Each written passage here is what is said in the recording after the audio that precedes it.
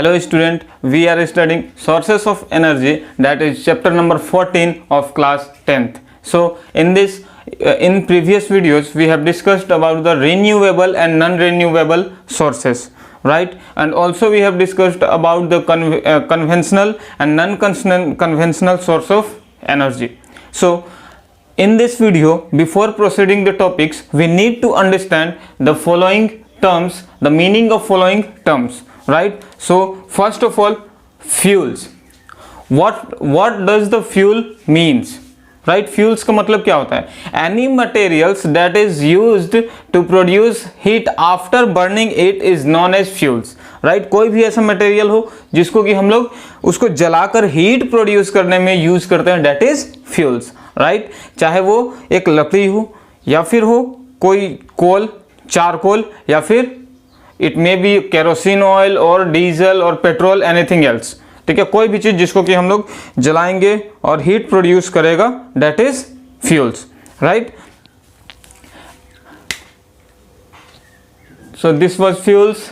Now this ignition temperature, right? और कुछ भी चीज को हम लोग जलाते हैं, ठीक है, तो एक प्रॉपर टेम्परेचर चाहिए होता है, ठीक है? Without any ignition temperature it is not possible to burn anything, right?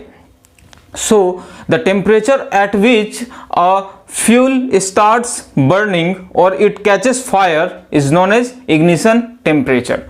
So if we talk about the any fuels, right? कोई भी अगर हम लोग फ्यूल्स की बात करें तो वहां पर ना थोड़ा सा हीट चाहिए होता है उसको बर्न करने के लिए. Without heat it is not possible to burn anything, right? कोई भी, चाहे हम लोग अगर एलपीजी गैस स्टोव की बात करें तो वहां भी हम लोग एक्स्ट्रा क्या करते हैं, हीट उसको देते हैं, ठीक है? हीट, जैसे कि वो लाइटर होता है ना, लाइटर, गैस का लाइटर प्रेस करो तो वो क्या करता है, एलपीजी स्टोव को बर्न करता है, ठीक है?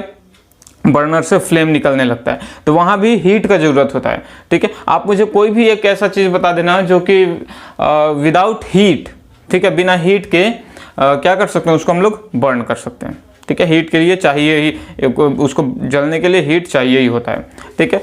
So this was the ignition temperature. Now calorific value.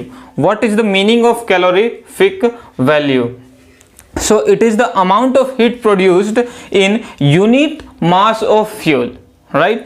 अब हम लोग एक यूनिट मास मतलब क्या, 1 ग्राम अगर कोई फ्यूल का यूज कर रहे हैं तो उसमें से कितना हीट प्रोड्यूस हो रहा है, उसी को तो कहेंगे हम लोग क्या, कैलोरीफिक वैल्यू, ठीक है? And the higher the value of calorific value better will be the source of energy, ठीक है? मतलब जितना ज्यादा कैलोरीफिक वैल्यू हम लोग को मिलेगा एक यूनिट मास ऑफ फ्यूल में, उस फ्यूल को हम लोग कहेंगे कि that is better than that, ठीक है? वो उससे अच्छा है, ठीक है? सपोज हम लोग क्या करते हैं ना, जैसे मैं अपने घर की बात करूं तो सबसे पहले हम लोग काउडंग केक की बात करते हैं, ठीक है? काउडंग केक नहीं देखा आपने, ठीक है? बहुत लोगों ने देखा होगा. तो ये है काउडंग केक, ठीक है? तो उसकी जो कैलोरीफिक वैल्यू होती है ना, वो कितनी होती है, 6 से लेकर 8 किलो जूल पर ग्राम, ठीक है? सो यहाँ पर किलो जूल पर ग्राम क्या है, यूनिट ऑफ कैलोरीफिक वैल्यू. ये जूल पर ग्राम क्या है, it is the smaller unit of calorific value, and this one is the common unit of, जो अमूमन यूज होता है, ठीक है? किलो जूल पर ग्राम, ठीक है? तो हम बात कर रहे थे काउडंग केक की, तो इसकी कैलोरीफिक वैल्यू क्या होती है, अप्रॉक्स 6 to 8 किलो जूल पर ग्राम. मतलब क्या हुआ कि 1 ग्राम, ठीक है, काउडंग केक, या फिर सिंपली उपला कह लो, ठीक है, या फिर सिंपली गोईठा कह लो, हम लोग गोईठा कहते हैं, ठीक है? तो उसका 1 ग्राम अगर हम लोग बर्न करते हैं ना तो 6 से लेकर 8 किलो जूल पर ग्राम उससे कैलोरीफिक वैल्यू मिलती है, ठीक है? मतलब अमाउंट ऑफ हीट उतनी मिलती है. अगर वुड, लकड़ी जला रहे हैं तो ये 17 किलो जूल पर ग्राम. LPG 50, hydrogen gas 150 kilo joule पर ग्राम. So hydrogen is the best fuel, right? क्यों? क्योंकि इसका सबसे ज्यादा कैलोरीफिक वैल्यू होता है, कितना होता है, 150 किलो जूल पर ग्राम. तो अगर आपको कहीं पर हाइड्रोजन मिल रहा है तो आप हाइड्रोजन उसको यूज कर सकते हैं. देखना, इसलिए जो बहुत सारे मोटर व्हीकल्स होते हैं ना, वहां पर एलपीजी का भी यूज किया जाता है और और ज़्यादा अवेलेबिलिटी में हाइड्रोजन गैस मिल गई तो हाइड्रोजन गैस का यूज कर लेते हैं, ठीक है। So this was the meaning of fuels, ignition temperature and calorific value. Now we further proceed the topic ahead. Now we will discuss about the fossil fuels, right? So fossil fuels has two terms. First one is fossils and then fuels. So first of all we need to understand about the fossils. What are the fossils? What is the meaning of fossil? Right? So fossils, what is fossils?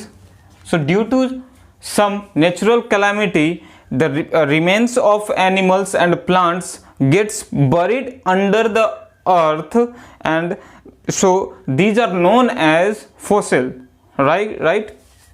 So due to some natural calamity, right, कुछ natural calamity like earthquake, volcanic eruption, कुछ plants और animals क्या हो गए, अर्थ के बहुत ही अंदर जाकर बैठ गए, ठीक है, जिसको कि क्या कह रहे हैं हम लोग, pre historic plants. Pre historic plants मतलब प्री हिस्टोरिक, हिस्ट्री से पहले, जब से हिस्ट्री हमने पढ़ना शुरू किया या फिर हिस्ट्री को लिखना शुरू किया गया जिस ईयर से, उससे बहुत साल पहले, मिलियंस ऑफ ईयर्स एगो, तब की बात है ये, ठीक है। तो वो प्लांट्स और एनिमल्स क्या हुए, बहुत ही अंदर जाकर बैठ गए, ठीक है, और उसकी वजह से वहाँ पर कोई भी ऑक्सीजन नहीं था, ठीक है, और वो चुपचाप सेटल डाउन हो गए, ठीक है। तो उन सारे remains of animals and plants को हम लोग क्या कहते हैं, fossil, right. Then fossil fuels, example क्या हुआ, फॉसिल्स का लीफ हो सकता है, ट्री हो सकता है, animals remains like bone,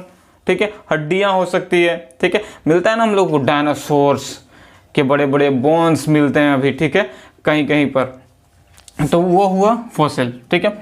fossil fuels की बात करें, then these fuels are formed due to these fossil, right. ये फ्यूल्स कैसे बनते हैं, इन्हीं फॉसिल्स की वजह से बनते हैं, ठीक है। होता क्या है, when these fossils gets buried under the earth, then due to temperature, some chemical reactions, heat, ये सब की वजह से क्या होता है, ये fossils are get converted into fuels and that fuels are known as fossil fuels, ठीक है। एग्जाम्पल कोल, पेट्रोलियम, नेचुरल गैस, ठीक है। होता क्या है, जो भी फॉसिल्स होते हैं वो बहुत ही अर्थ के अंदर में जाकर सेटल डाउन हो जाते हैं, ठीक है। अब और उस पर क्या होता है, बैक्टीरियाज, केमिकल रिएक्शन, हीट का इफेक्ट पड़ता है, ठीक है। अब बैक्टीरियाज कौन सा, एनारोबिक बैक्टीरियाज, ठीक है, यहाँ लिखा नहीं तो यहाँ पर ऐड कर लेना एनारोबिक,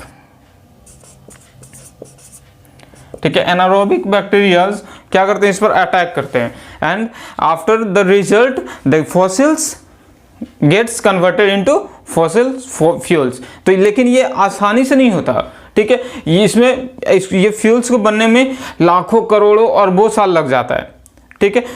सोचो we are now in 2020, right, 2020 में मतलब 2000 साल की बात हो रही है, मान लो 3000 साल की बात हो, नहीं उतना में भी नहीं, लाखों करोड़ों साल में ये फॉसिल्स फ्यूल्स बनता है। That is why we are suggested to conserve these fossils fuels. If it's exhausted then we never get it back, ठीक है। एक बार ये खत्म हो गया तो हम लोग इसको वापस नहीं ले सकते, ठीक है। एक बार कोल खत्म तो कोल की कहानी खत्म, ठीक है। पेट्रोलियम खत्म तो सपना देखना छोड़ दो, नेचुरल गैस खत्म तो ये भी सपने देखना छोड़ दो, ठीक है, कि कभी देख पाएंगे भी। So this was the meaning of fossils and fossils fuels. Now from next videos we will discuss about the renewable sources and non-renewable. So from the next videos we will discuss about some fossil fuels in details like coal, petroleum and natural gas. Till then, thank you.